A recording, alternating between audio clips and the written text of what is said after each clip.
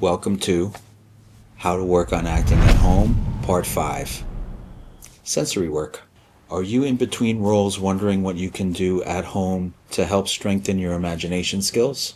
In this video, I will share 3 exercises that you can do at home that are designed to help sharpen your sensory imagination. Stick around to the end of the video for another book recommendation for some more reading on this subject. There's a lot to be said about the specifics of sensory work that I will definitely address in future videos. For today's talk, I'd like to start with a general overview and then get into the exercises. In relationship to sensory work, concentration and relaxation are very closely tied together. When it comes to relaxation, it's true that the actor must have the ability to become as relaxed as humanly possible.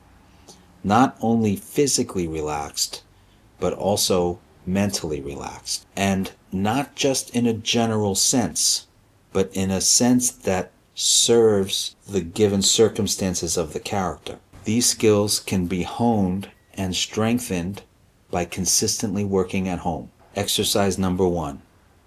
The place exercise. The power of the element of place for the actor is absolutely undeniable. The incredible thing about sensory work is that if you are experiencing something truthfully and experiencing a sensation, even if it's coming from your imagination, if you experience that sensation truthfully, the audience will too. This definitely holds true for the element of place. The actor's ability to recreate the specific nuances of being inside of a specific place is like a magic trick. Think about going into an audition room that's just a sterile office space and being able to create the feeling of a nightclub around you with music blaring, lights flashing, the smell of alcohol in the air. That is a very important skill that every actor needs to hone and learn how to strengthen.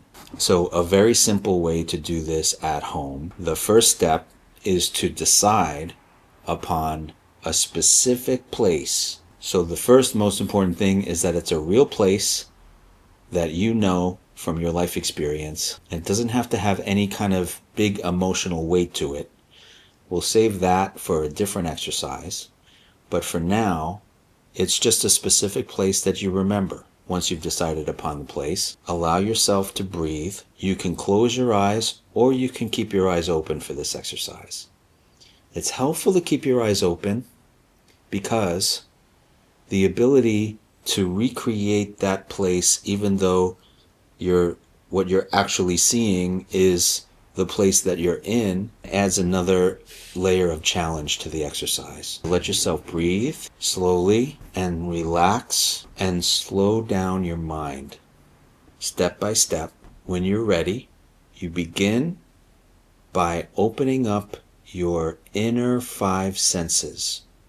So the ability to recreate a place around you using your imagination is through your sense memory, through your 5 senses. So it's things like what you see. It's also how your body reacts to the objects that are in the place. And letting yourself, step by step, as you connect to each thing one at a time, and remind yourself to release your tension, your physical tension, into the sensations that you are remembering from that specific place. Also your mental tension. Let your mental tension go and sink into the sensations that come from this new environment that you're imagining around you. And you think about things like the temperature, colors, the floor underneath your feet, smells in the air, and you really surround yourself and feel what's behind you, what's to the left of you, what's to the right of you, what's above your head. You can look at them and check in, and then you can also look away from those parts of the place and see if you can still feel them there using your senses. The sensory imagination for the actor is one of the most powerful magical things that we can strengthen and develop to elevate our craft. The thing about place is that when you can understand that it's not just imagining the place around you, but it's allowing yourself to be affected by that place and adjust your physicality and notice how being in that particular place changes your demeanor, your inner life, maybe even your emotions are changing when you're in this particular place. All of those things are great, and those things can be given to your creativity when you have to play the character. The second exercise is the coffee cup exercise. This is a very basic Lee Strasberg Institute exercise that many actors do when they're beginning their journey with how to do sensory work. This can be done at home. You don't have to wait until you go to class. The coffee cup exercise is basically using coffee and a coffee cup to strengthen your imagination skills and your sensory skills.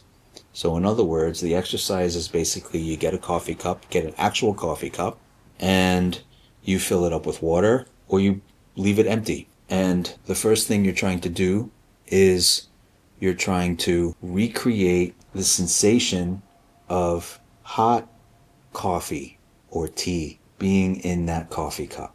And it starts with creating the weight of the liquid inside if you've left it empty, and noticing what changes and adjusts in your physicality, lifting it up to your lips and feeling the heat and the steam coming off of the hot liquid, drinking it and feeling the liquid go into your mouth and taking a swallow. All of these things are powerful muscle building skills to have the ability to recreate something purely sensorially and out of your imagination.